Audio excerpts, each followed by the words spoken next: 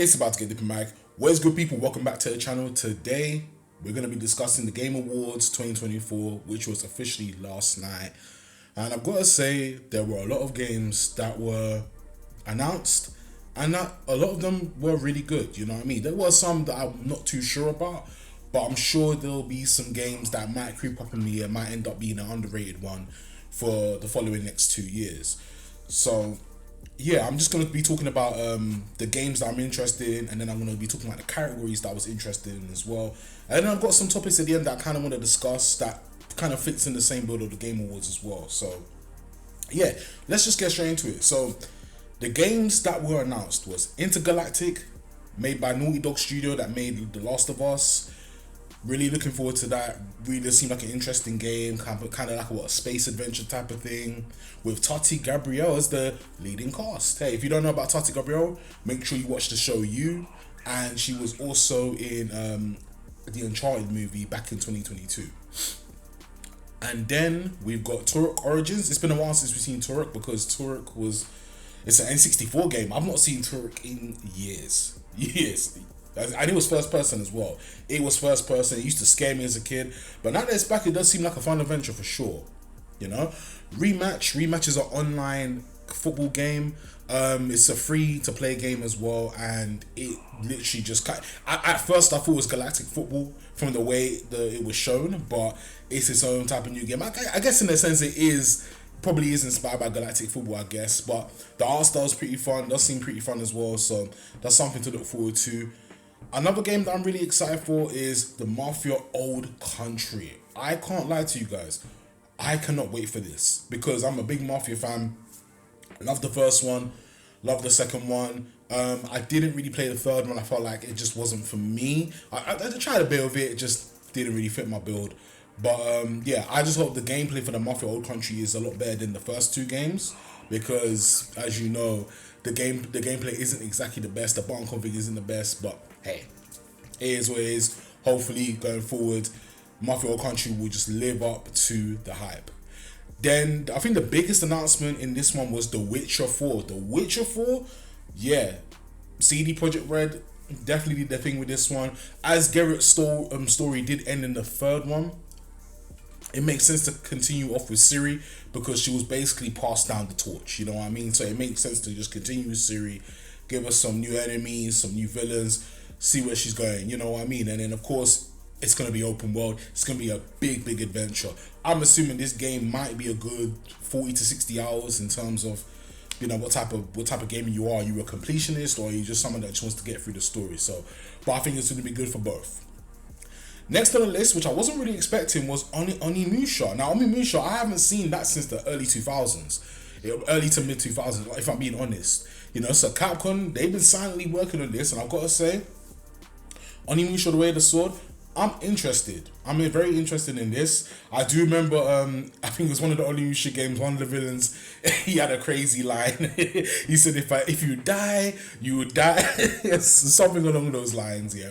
And I thought it was just really funny to me. It really stood out to me, you know. And yeah, definitely looking forward to that. Capcom definitely showed up with that one. The next one we have is Game of Thrones King's Road, which is really weird. I didn't think I'll be seeing a Game of Thrones game, but hey, apparently it's set in season 4 of the show, so that's really good. And also, the character, you get to make a character that basically is in the House of Tyre, I think it is, or Tyrion. I can't pronounce the house's name. I'm sorry, guys, but yeah. So you get to make your own character, and then of course you build from there. Project Sentry. Now this is from the developers from Yakuza. I can't lie, I haven't played much of the Yakuza games. I'm not gonna lie to you guys. I'm not really a big Yakuza guy, but seeing games that are not just Yakuza like this from this development company, I've got to say it does look very interesting, and I'm looking forward to this to see what they do with it. It's giving me a little bit of Rise of the Ronin vibes, just a little bit, but it's a Yakuza style game, so of course it's gonna mirror that, but it looks like it's a completely different story, completely different thing. So that's gonna be very interesting going forward.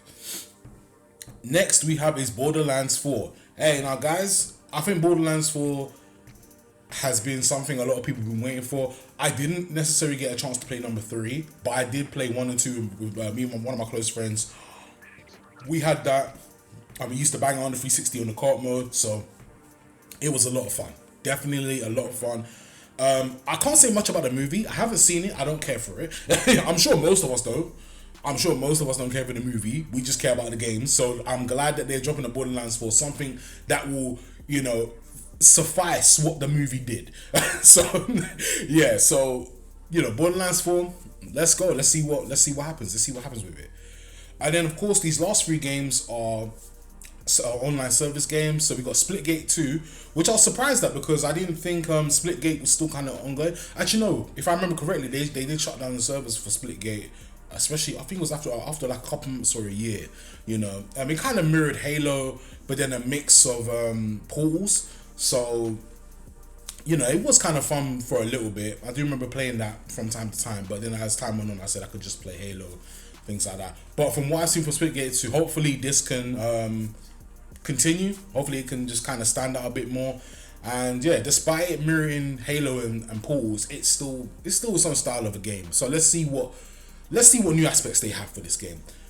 Next we got a Sonic Racing Crossworlds. I think this is going to be interesting. I wasn't expecting this one, but we all saw the team. When I saw the teaser trailer, I just saw the car, the black, the red, Shadow's hand. I thought, okay, this is interesting. So it looks like we're going to be getting a Sonic Riders type of feel to this, but obviously new gen, of course.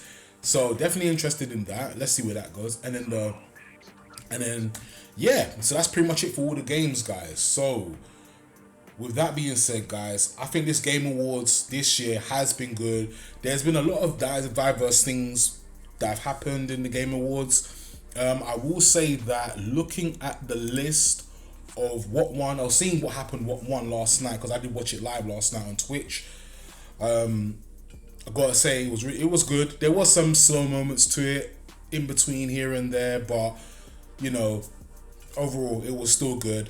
Definitely still good. And yeah, so let's just get into the categories that I pay attention to when it comes to the Game Awards, and I'm going to be talking a bit more about what I want the Game Awards to do going forward for some other categories. Yeah, so we've got Best Action Game.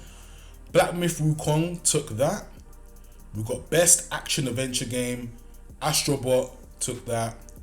Best RPG, Metaphor, Refantasia took that.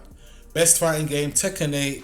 I felt like Sparking Zero should have taken this because it was a lot more anticipated, and it just the hype around it was definitely there. Now Tekken 8, there was hype around it. It is a good fighting game. I'm not saying that I'm not the biggest Tekken guy, but I do like playing Tekken. But I do feel like that Sparking Zero had more of a shot.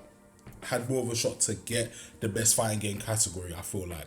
And it should have got that, but it is what it is. I think the reason why Tekken probably won it because it's been out longer, and of course there's been a lot of tournaments going on right now as well. And there's probably going to be some more tournaments going on into the next year. So, yeah. Next we have is the Game of the Year. Now, the Game of the Year was Astrobot. Now, I'm actually okay with this. I think this year's Game of the Year list is very diverse.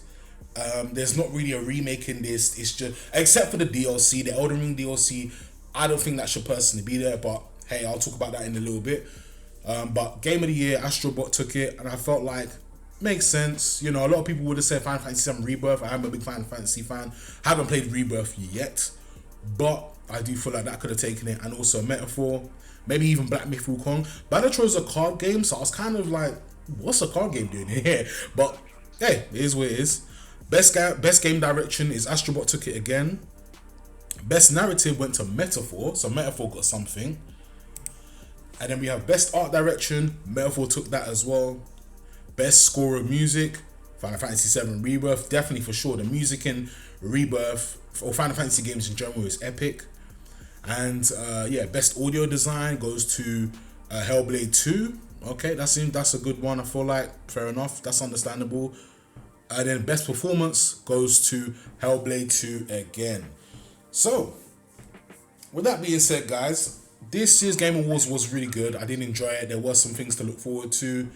There may have been some things that might have been a bit underwhelming, but then, like I said before, there will be some games that I might get and it might like be an underrated one. It might be like, oh, I didn't expect this to be really good, you know. But we'll see going forward.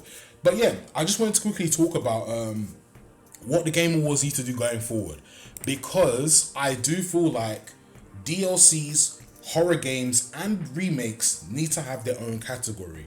I feel like we're at the point now where DLC shouldn't be in a Game of the Year list. It should be in its category. So if they go best DLC, best horror game, because the reason why I say horror games is because Silent Hill 2 remake was in that, and I'm surprised the Game Awards doesn't have a horror game category, because horror games are very important. And you know, I understand putting Silent Hill 2 in an action adventure or action game. I understand that there is action, but it's mainly horror. That's what the genre is, you know what I mean? So they should go with that. And then of course remakes. Luckily there weren't no remakes in the Game of the Year list, which I thought was really good. Remakes needs to have its own category as well, because I just don't see the point of it being in the Game of the Year when really I understand how a remake can look totally different compared to how it originally came out, but it should have its own category, so in that way it can all be fair basically. So I think that's what the Game Awards need to do going forward. Lastly, before I head off, I'm just gonna say this, is that guys, honestly, people are complaining about The Witcher 4 already just because it's Ciri's story, and apparently she looks ugly, she's this and that. I think Ciri looks fine. I think she still looks like a woman. She's just, you know, she's definitely older, and I think she's, you know, again, like the story, we don't even know what the story's been about for her. We don't even know what the story is for her. So guys, honestly, we need to stop all this woke nonsense. I understand some things are getting pushed in gaming, movies, TV shows. I get it. But when it comes to The Witcher 4, Geralt's story has ended. What do you want them to do? What do you want CD Projekt Red to do? What do you want them to do? Geralt's story has ended. So now it's time for Ciri. It's time for Ciri's story. That's what we need to be focusing on, is Ciri's story. But yeah, other than that though, guys, that's just a little run I had to get on. I just saw it online and I thought, not again. We're going down this road again. But hey, it is what it is. Looking forward to the games that are coming next year and the year after. Hopefully they're good. Hopefully we can see more games being come out next year as well. And yeah, Game Awards, good job this year. Definitely a good one this year. But anyway, guys, I'm gonna head off. Don't forget to like, share, comment, and subscribe. Let me know your thoughts down below in the comment section as well. And I'm gone. Peace.